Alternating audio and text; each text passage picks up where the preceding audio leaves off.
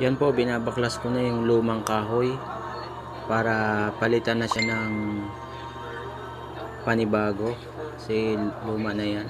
Bago na yung kakabit ko dyan. Yan, tinatanggal ko yung screw kasi medyo matigas siya tanggalin kasi ano na, kinalawang na. Ayun, masipag yung aking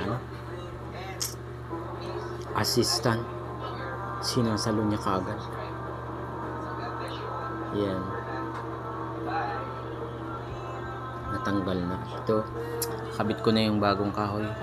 So yan, ina-align ko para parehas yung distance niya sa dulo sa windshield.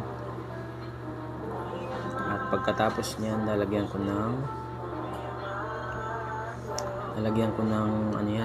ko ng marker sa kabila, yung pag-i-screwhan.